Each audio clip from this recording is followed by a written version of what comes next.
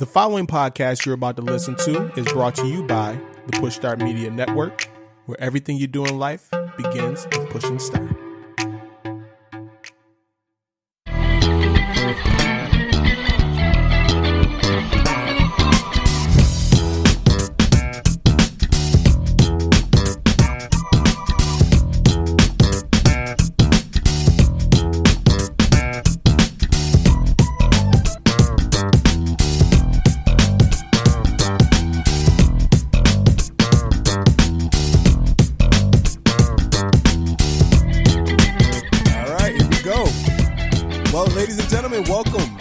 To another episode of the Sports Your Enthusiasm podcast.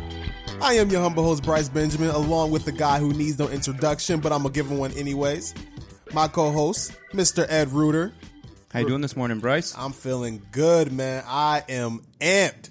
I'm excited as shit for this podcast, bro. Me too, man. That should be a lot of fun. Yeah, I've been super excited for this one. As you can see by the title of today's episode, we're jumping in our time machines. We're going back to the future. Not really. But we're going back to 2000, man. We're going to redraft the NFL 2000 draft. And looking at this draft, man, like I had a chance to go and study it and look back at this. This draft is absolutely stacked. Like, I'm like, man, I'm looking at some of these names and just kind of just going through the list. And I'm like, wow, I did not realize how prominent this draft class really turned out to be. Yeah, man, it's pretty cool. I've always enjoyed looking back and taking a look at old names from the past and saying, wow, I remember that guy. Oh my God, how did this guy slip my mind? You know, things like that. So that's fun for me normally. But then above and beyond that, jumping back and seeing where some of these guys were drafted in the later rounds and taking a look at some of the guys that were drafted in the early rounds that turned out to be busts, it was a lot of fun just combing through the old draft itself. So to actually go back in and play GM and dive into make the picks myself should be pretty fun. Yeah, exactly, man. And real quick, I do want to give a quick shout out to a couple of influences for this idea.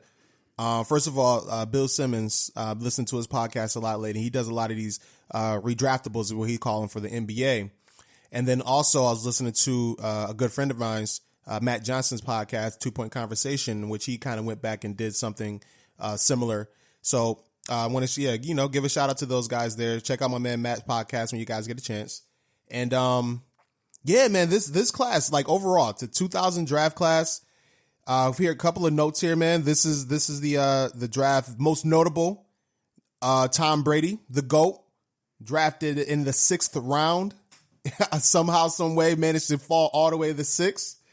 And we have the infamous Brady 6, as they has been now known. I guess it's infamous. Was it infamous? Infamous. There we go. Yeah. So you got the Brady 6, where you had the 6 quarterbacks taken ahead of Brady. Hey, I'm going to test you out, Ed. Can you name the 6 quarterbacks drafted ahead of Brady in this class? Whew. I bet I can name most of them. Okay. I watched that Brady 6 documentary the other day. It was Shout excellent. out to that. It was really good. Thanks. Yeah. So I can name, let's see, here we go. I can't do them in order. I know that. And this sounds like it's cheating because I have most of the draft here in front of me, but I'm not going to look at it. Okay. But I know we got Pennington. Yep. I know you've got Spurgeon Wynn in there. Yep. You got T. Martin in there. Mm-hmm. You got Giovanni Carmazzi. Yep. In there. Man, that's what, 4? That's four. I got stuck on 4 already? Yep. Who else you got for me? You got Mark Bulger. Oh, that's right. And then Chris Redmond. Okay, Chris Redmond I should have remembered. Yes, That's your pride of the Ravens. Oh, yeah, man. Nice little Ravens flame out. I'd say that he's probably the best quarterback drafted by the Ravens in the last 20 years. Do you agree with that? You funny. Very funny. You almost got me. Oh, that's right. There was that guy. Who's that guy? What's his name? Yeah, Super Bowl winning. Oh, whoa. MVP. Whoa. Easy with the Super Bowl. Most dominant playoff performance by a quarterback. Playoff run, I should say. But yeah, man. So Tom Brady, the GOAT, drafted in this draft class, and 20 seasons in the NFL, still chugging along. 3 NFL MVPs, 6 Super Bowl titles later.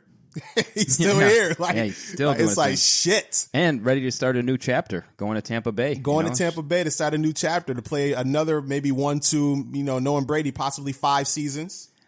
Yeah, man. It's nuts, man. Should be interesting. So, yeah, shout out to Tom Brady, the GOAT, drafting in this one here. A couple of other notes here from this draft class. So this draft started with Penn State teammates Courtney Brown and LeVar Arrington being selected consecutively, making them the only Penn State players to go number 1 and 2, number 1 and 2 in the same draft. So, it's a nice little tablet there. And one of those players turned out pretty well, LeVar Arrington, and Courtney Brown was serviceable. Definitely not number 1 pick over, worthy, but he lasted a few seasons in the NFL, and he's a nice little plug stop for at defensive tackle and defensive end. So had a decent career. Yeah, for me, one little note on those types of things as we move forward. It's easy to call some of these guys busts, right? Because we're gonna be talking about guys drafted very early in the draft. Right. A lot of these guys might have had nice little careers, but for where they're taken, when we're gonna say things like bust, we don't mean necessarily that they were terrible players, right, or that they were complete flameouts. So some of them might have been, but a guy like Courtney Brown, number 1 overall, good player, serviceable, I think you said, but never even made a Pro Bowl. Right. So out of that first spot, he's going in the bust column for me. Yeah, unfortunately, that's how it works. Is where you're drafted, and your draft position kind of determines if you're going to be a bust or not, how you perform on the field. So yeah, he's a bust. I hate to say it, but he had a decent career at least. The New York Jets had 4 first rounders in this draft. That's the most by any team in NFL history. And you look at a couple of their first picks, like their first 2 picks back to back with Sean Ellis and John Abraham. They nailed those 2 picks, like boom, boom, like right off the bat. They was able to build a foundational pass rushing unit right there. And then the other 2 first round picks was Chad Pennington and then Anthony Beck. Yep. So a tight end, Anthony Beck. Pennington, riddled by injuries throughout his whole career, but when healthy was pretty solid. That was your guy in Miami for a season. Hey, take it easy. Don't bring up painful memories. Hey, he got you guys to the playoffs. He was all right. He's like until the Ravens destroyed him. Definition game manager, that guy. Mm-hmm. But definitely cool for the Jets. Obviously, they went on to take those 4 first-round picks and then dominate the AFC East for the next 20 years. So it worked out really well for them having all those picks. The dynasty that is the New York Jets really started right here with that amazing franchise they have. It's amazing how you have 4 first-round picks and you're literally able to kind of put a stronghold on that division, like with that type of draft capital. And unfortunately, like the Patriots make one 6th round pick, and like the rest is history. That's a great point, man. Four first round picks, and 1 6th round pick changes the world forever. It's funny, and that's what makes me nervous about my Dolphins. This year, all the draft capital they had this year, all the draft capital they have next year. You got to nail that quarterback pick, man. You really do. So. Pretty funny when you look at it in that perspective. This was also the first draft that a kicker was drafted in the first round since 1966. Can you name that kicker?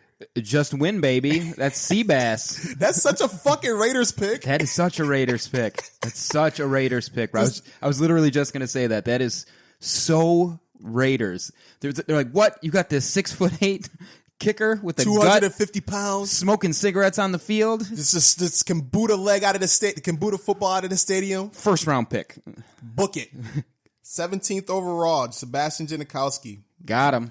Wow, what a selection. This draft class was dominated by the University of Tennessee in terms of draft selections.